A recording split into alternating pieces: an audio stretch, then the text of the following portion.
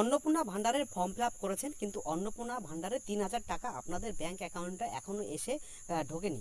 তো এই ব্যাংক অ্যাকাউন্টে আপনাদের 3,000 টাকা না ঢুকলে আপনারা কি করবেন এবং আপনাদের সেই কি কাজ করলে আপনাদের ব্যাংকে অ্যাকাউন্টে কিন্তু টাকাটি চলে আসবে বা আসবে, সেই বিষয় বিস্তারিত এই ভিডিওতে আলোচনা করব।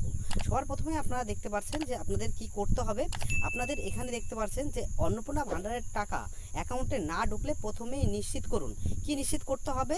যে আপনার আধার কার্ডের সাথে ব্যাংক অ্যাকাউন্ট যুক্ত আছে কিনা, মানে আপনাদের যে ব্যাংক অ্যাকাউন্ট তার সাথে আধার কার্ড যুক্ত আছে কিনা সেটা প্রথমে আপনারা নিশ্চিত করুন, ঠিক আছে, বা দেখুন।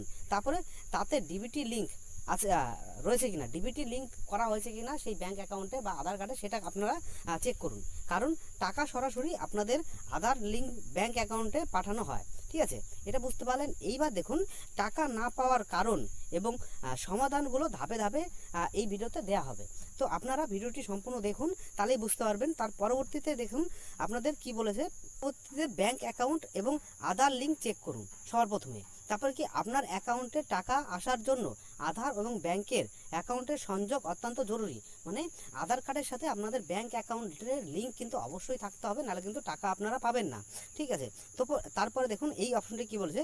এনপিসিআই পোর্টালে গিয়ে আপনারা প্রথমে এনপিসিআই একটা পোর্টাল, যেটা ক্রমে গিয়ে সার্চ করলেই আপনারা এখানে দেখতে পাবেন ভারত আধার সেন্ডিং এনাবেল, এই অপশনে যান আপনারা।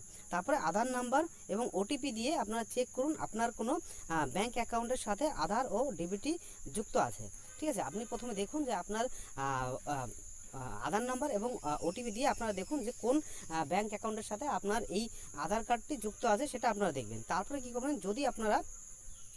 যদি অন্য কোনো অ্যাকাউন্টে লিঙ্ক থাকে তবে নির্দিষ্ট ব্যাংকে যোগাযোগ করে, মানে যেই অ্যাকাউন্টের সাথে আপনাদের আধার কার্ড লিঙ্ক আছে সেই ব্যাংকে যোগাযোগ করুন এবং এই এনপিসিআই পোর্টালের মাধ্যমে পরিবর্তন করে বর্তমান চালু অ্যাকাউন্টে, মানে বর্তমান যেই অ্যাকাউন্টটি দিয়েছেন আপনারা এই অন্নপূর্ণা যোজনার ক্ষেত্রে, সেই অ্যাকাউন্টের সাথে আপনারা ডিবিটি লিঙ্ক করে দিন বা আধার কার্ডটা লিঙ্ক করে দিন, ঠিক আছে। তার পরবর্তীতে দেখুন তার পরবর্তী সমাধান কি আছে আপনাদের। তার পরবর্তীতে আপনারা দেখতে পাচ্ছেন সরকারি শর্তাবলী। সরকার কি বলেছে, সরকারি শর্তাবলী যাচাই করুন। আপনার প্রকল্পের জন্য যোগ্য কিনা এটা নিশ্চিত করুন। সবার প্রথমে আপনারা এই প্রকল্প অন্নপূর্ণা ভাণ্ডারের জন্য যোগ্য কিনা সেটা নিশ্চিত করুন।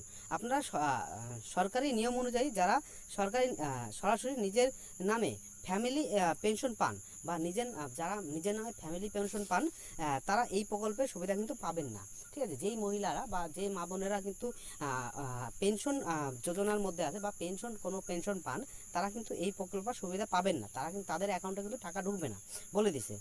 এখানে কি বলেছে, ভোটার তালিকার নাম কাটা যাওয়া বা নাগরিকত্ব নিয়ে কোনো আইনি জটিলতা থাকলে টাকা ঢুকবে না, মানে আপনারা এসআইআর বাদ পড়ে গেলে কোনো রকম কিন্তু আপনাদের অ্যাকাউন্টে টাকা ঢুকবে না, ঠিক আছে। এই বিষয়টি এখানে বলে দিয়েছে। তো তারা কিন্তু এই টাকাটি পাবেন না। এবং আপনারা এখানে কি করেছে, আপনাদের হেল্পলাইন বা দপ্তরে যোগাযোগ, মানে আপনাদের যদি টাকা না ঢুকে থাকে, এই ওপরের যে কারণগুলি বললাম সেগুলো বাদে যদি তাও টাকা না ঢুকে থাকে, তাহলে আপনারা ওপরের সবকটি থাকার পরও টাকা না ঢুকে থাকলে সরাসরি দপ্তরে যোগাযোগ করুন। আপনারা কোথায় যোগাযোগ করুন, নিকটস্থ বিডিও ব্লক ডেভেলপমেন্ট অফিসার বা এসডিও অফিসে কিন্তু আপনারা যোগাযোগ করতে পারেন, মানে আপনাদের বিডিও অফিস ব্লক বা এসডিও অফিসে কিন্তু আপনারা যোগাযোগ করতে পারেন।